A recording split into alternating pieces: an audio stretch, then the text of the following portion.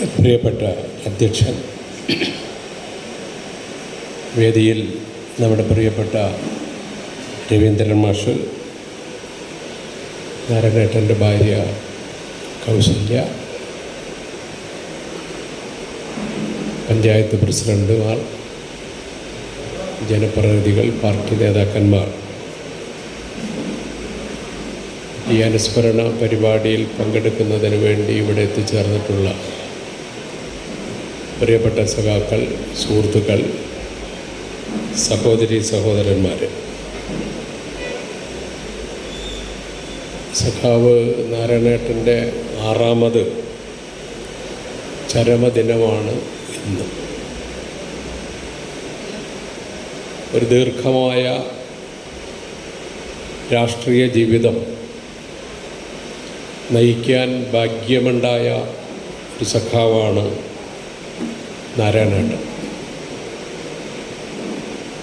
ചുരുക്കം ചില വാക്കുകളിൽ അതിവിടെ സ്വാഗത പ്രസംഗത്തിൽ സൂചിപ്പിക്കുകയുണ്ടായിട്ടുണ്ട്. മണലൂർ അന്തിക്കാട് മേഖലയിലെ കമ്മ്യൂണിസ്റ്റ് പാർട്ടിയുടെയും പ്രത്യേകിച്ച് CPIM-ൻ്റെയും എല്ലാ പ്രവർത്തനങ്ങളിലും പാർട്ടി ശക്തിപ്പെടുത്തുന്നതിന് വേണ്ടിയുള്ള തീവ്രമായ പോരാട്ടങ്ങളിലുമെല്ലാം നല്ല രീതിയിൽ ഇടപെടാനും വിജയം കൈവരിക്കുന്നതിനും വേണ്ടി പ്രിയപ്പെട്ട സഖാവിന് കഴിഞ്ഞിട്ടുണ്ട് എന്നത് തന്നെ നമുക്കെല്ലാവർക്കും അഭിമാനത്തോടു കൂടി ഓർക്കാൻ കഴിയുന്നതാണ്. ഞാൻ നാരായണേട്ടനുമായി അധികം സംസാരിക്കുന്നതിന് സാഹചര്യമുണ്ടായിട്ടില്ല. ഞാൻ കൊടുങ്ങല്ലൂരിലെ DYFIയുടെ ബ്ലോക്ക് സെക്രട്ടറിയും ജില്ലാ കമ്മിറ്റി അംഗവുമായിരുന്ന കാലത്ത് ഇവിടുത്തെ അന്നത്തെ ബ്ലോക്ക് സെക്രട്ടറി സഖാവ് പീതാംബരനിപ്പോൾ ചാവക്കാട് ഗുരുവായൂർ മേഖലയിലാണ് പ്രവർത്തനം. ഒരിക്കൽ പീതാംബരനെ കാണുന്നതിന് വേണ്ടി പഴയ ഏരിയ കമ്മിറ്റിയുടെ ഓഫീസിൽ വന്നപ്പോൾ അന്ന് നാരായണേട്ടൻ അവിടെയുണ്ട്. സ്വാഭാവികമായും പരിചയപ്പെട്ടു, വർത്തമാനം പറഞ്ഞു. അതാണ് ഞാൻ സംസാരിച്ച ഏക സമയം. അന്നെനിക്ക് തോന്നുന്നു നാരായണേട്ടൻ ഒരു ബാങ്കിൻ്റെ പ്രസിഡൻ്റാണ് എന്നാണ് എനിക്ക് തോന്നുന്നത്. വളരെ ആകർഷിക്കപ്പെടുന്ന ഒരു മനുഷ്യനാണ് അദ്ദേഹം. വളരെ കുറിയ, ഉയരം കുറഞ്ഞ, സ്ഥൂല ശരീരമുള്ള നാരായണേട്ടൻ പലപ്പോഴും നമ്മൾക്ക് ഒരാൾക്കൂട്ടത്തിൽ നിന്നാൽ ഇദ്ദേഹത്തെ ശ്രദ്ധിക്കാൻ കഴിയുമോ എന്ന് നമുക്കൊരു പക്ഷേ ശങ്കിക്കാം. പക്ഷേ അതിൽ നിന്ന് വിഭിന്നമായി ഏതൊരാൾക്കൂട്ടത്തിലും ശ്രദ്ധിക്കപ്പെടുന്ന ഒരു പ്രകൃതം അദ്ദേഹത്തിനുണ്ടായിരുന്നു എന്നത് ഒരു പ്രത്യേകതയാണ്. അദ്ദേഹത്തിൻ്റെ വസ്ത്രധാരണം തന്നെ ഒരു പ്രത്യേക രീതിയിലാണ്. ജുബ്ബ, വെളുത്ത ജുബ്ബ, സഖാവ് VS ഒക്കെ ധരിക്കുന്നത് പോലെ. ഞാനത് ശ്രദ്ധിച്ചപ്പോൾ ആ വെളുത്ത ജുബ്ബ ഇങ്ങനെ കൈകൊണ്ട് മടക്കി കയറ്റി വെച്ച് അതിൻ്റെ കഴുത്ത് ഭാഗത്ത് വരുന്ന ബട്ടൺ പൂർണ്ണമായും കൂട്ടാതെ അതിങ്ങനെ വലതുവശത്തേക്ക് ഇങ്ങനെ ചെരിഞ്ഞു കിടക്കുന്ന ഒരു രൂപം എൻ്റെ മനസ്സിൽ ഇപ്പോഴും കാണുന്നുണ്ട്. അതൊരിക്കലും മറക്കാൻ കഴിയുന്ന ഒന്നല്ല.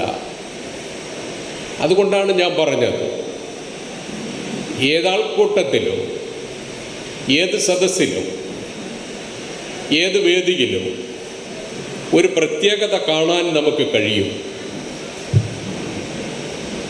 അതാണ് എൻ്റെ മനസ്സിലുള്ള നാരായണേട്ടൻ്റെ ഒരു രൂപം. പിന്നീട് സഖാവിനെ കുറിച്ചുള്ള അറിവുകൾ അത് വളരെ ആഴത്തിൽ പോകേണ്ട ഒന്നാണ്.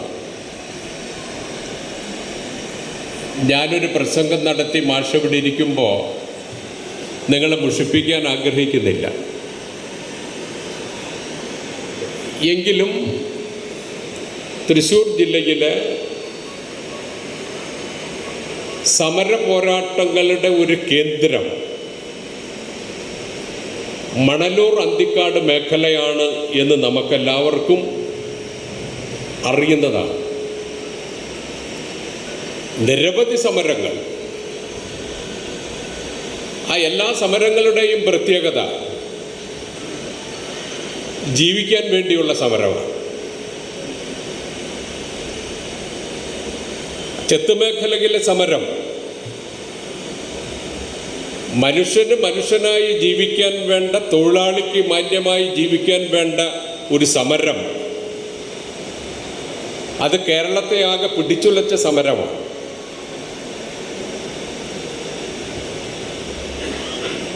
അത് നടന്ന പ്രദേശം അന്തിക്കാട് മണലൂർ മേഖലയിലാണ്. വളരെ ത്യാഗപൂർണമായ സമരം. എതിരാളികളുടെ കടുത്തമായ ആക്രമണങ്ങൾ, ഭരണാധികാരികളുടെ ക്രൂരമായ പീഡനങ്ങൾ, പിടിച്ചു നിൽക്കാൻ കഴിയാത്ത തൊഴിലാളികൾ രാജ്യം വിട്ടു പോകുന്ന സ്ഥിതി, അതെല്ലാം അനുഭവിച്ച ഒരു നാട്. അത്തരം തൊഴിലാളികളെ സംഘടിപ്പിക്കുന്ന കാര്യത്തിലും അവരെ നേരായ വഴിയിൽ നയിക്കുന്ന കാര്യത്തിലും അതിന് നേതൃത്വം കൊടുക്കുന്ന കാര്യത്തിലുമെല്ലാം സഖാവ് നാരായണേട്ടൻ അതിൻ്റെ പങ്ക് വഹിച്ചിട്ടുണ്ട് എന്ന കാര്യത്തിൽ തർക്കമില്ല. മറ്റൊരു സമരം ഈ മേഖലയെ സംബന്ധിച്ച് പറയുകയാണെങ്കിൽ കയർ തൊഴിലാളികളുടെ സമരം, ജീവിക്കാൻ വേണ്ടിയുള്ള സമരമാണ്. പകലന്തിയോളം മടലടിച്ചാലും പിരിച്ചാലും ഒഴിഞ്ഞ കയ്യും ഒഴിഞ്ഞ വയറുമായി വീട്ടിലേക്ക് പോകുന്ന ഒരു പറ്റം തൊഴിലാളികൾ. അവർക്ക് മറ്റൊന്നും ചെയ്യാനില്ല, പഠിച്ച തൊഴിലിതാണ്. പ്രാദേശികമായി മറ്റ് ഇടപാടുകൾ ഒന്നും ഇല്ല. അത്തരം തൊഴിലാളികളുടെ കൂലി വർധനവിന് വേണ്ടിയും ജോലി സ്ഥിരതയ്ക്ക് വേണ്ടിയുമുള്ള തികഞ്ഞ പോരാട്ടം, അതിസാഹസികമായ പോരാട്ടം നടന്ന മേഖലയാണ് മണലൂർ അന്തിക്കാട് മേഖല. ചരിത്രപ്രസിദ്ധമായ കരിക്കുണ്ടി സമരം തുടങ്ങി ഒരുപാട് സമരങ്ങൾ നമുക്കതിൽ കാണാൻ കഴിയും. അത്തരം തീക്ഷ്ണമായ തീച്ചൂളയിലൂടെ വന്നവരാണ് യഥാർത്ഥത്തിൽ ഈ മേഖലയിലെ ഒട്ടുമിക്ക പാർട്ടി നേതാക്കന്മാരും പ്രവർത്തകരും. അതിൻ്റെ കരുത്ത് ചെറുതല്ല. യഥാർത്ഥത്തിൽ ചുമട്ട് തൊഴിലാളികളുടെ സമരം, കണ്ടച്ചാങ്കടവ് തൊഴിലാളി മേഖല, കായലിലൂടെ വരുന്ന വള്ളങ്ങളുടെ കയറ്റിറക്ക്, അതിൻ്റെ കൂലി, ഇതെല്ലാം കൊണ്ടും ഒരു പ്രക്ഷുബ്ധമായ നാട് യഥാർത്ഥത്തിൽ ഈ മേഖലയാണ്. മറ്റിതര മേഖലയിൽ ഒരുപാട് സമരങ്ങൾ വേറെ നടന്നിട്ടുണ്ട്. പക്ഷേ അതിൽ നിന്നെല്ലാം വിഭിന്നമായി ഒരേ രീതിയിൽ മനുഷ്യന് ജീവിക്കാൻ വേണ്ടിയുള്ള കൂലിക്കും ജീവിത സാഹചര്യങ്ങൾക്കും വേണ്ടിയുള്ള പോരാട്ടം നിരന്തരമായി നടന്നൊരു മേഖല ഈ മേഖലയാണ്.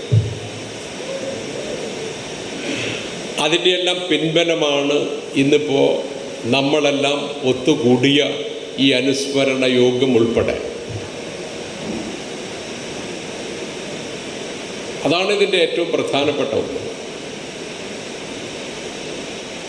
ഇന്ന് അത്തരം സമര പോരാട്ടങ്ങൾ നമുക്ക് ആലോചിക്കാൻ പോലും കഴിയില്ല. കാലം മാറി, നാട് മാറി, വ്യവസായങ്ങൾ മാറി, നമ്മുടെ ജീവിത രീതികൾ മാറി, നമ്മുടെ പ്രവർത്തന പരിപാടികൾ മാറി. അതെല്ലാം ഓരോ കാലഘട്ടങ്ങളിൽ ഉയർന്നു വരുന്ന സാഹചര്യത്തിനനുസരിച്ച് മനുഷ്യൻ മാറണം. അതാണ് മാറ്റം, അതാണ് വിപ്ലവം.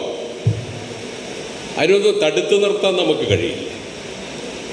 ജീവിതത്തിൻ്റെ ഓരോ ഘട്ടങ്ങളിലും നമ്മൾ ഉയർന്നു വരുമ്പോൾ അതിനെയെല്ലാം പുറകോട്ട് വലിക്കാൻ ഒരിക്കലും ആർക്കും കഴിയില്ല. അപ്പം അത്തരം തീച്ചൂളയിലൂടെ വളർന്നു വന്ന സഖാക്കൾ, അവരെ സംബന്ധിച്ച്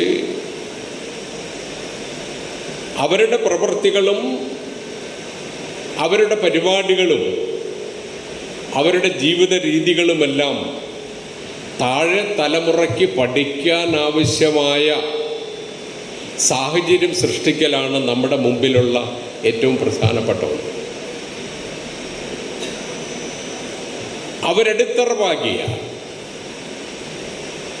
അവർ കെട്ടിപ്പടുത്ത നമ്മുടെ പ്രസ്ഥാനവും അതിൻ്റെ സമര പാരമ്പര്യവും അതിൻ്റെ കഥകളും അതിൻ്റെ പോരാട്ട വീര്യങ്ങളുമെല്ലാം താഴെ തലമുറയ്ക്ക് നല്ല രീതിയിൽ പറഞ്ഞു കൊടുക്കാൻ നമുക്ക് കഴിയണം. അതിൽ നമ്മൾ പരാജയപ്പെടാൻ പാടില്ല.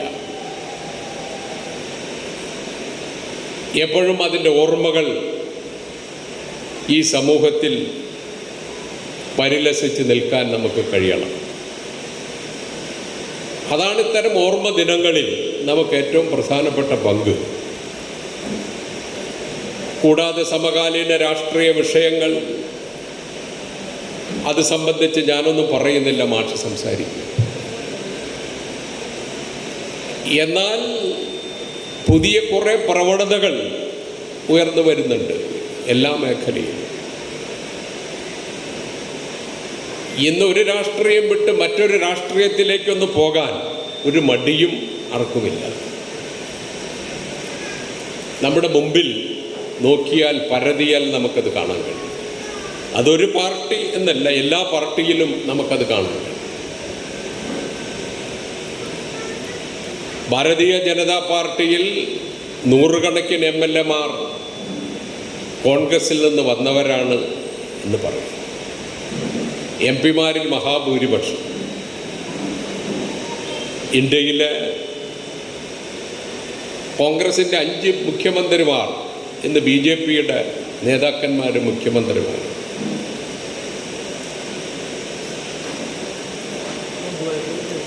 ഇന്ത്യയുടെ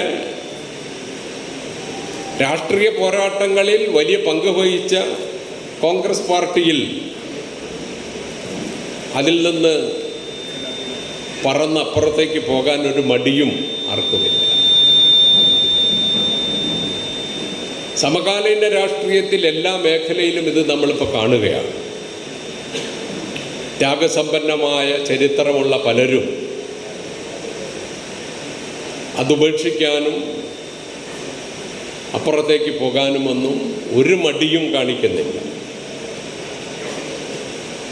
അതാണ് ഇപ്പോഴത്തെ ഒരു പ്രധാനപ്പെട്ട ഒന്ന്. ഇപ്പോൾ തെരഞ്ഞെടുപ്പുമായി തന്നെ നമ്മൾ ചർച്ച ചെയ്യപ്പെടുന്ന ഏറ്റവും പ്രധാനപ്പെട്ട വിഷയങ്ങളിലൊന്ന് അത്തരം കൂറുമാറ്റങ്ങൾ ഒക്കെ നമ്മൾ കാണുക.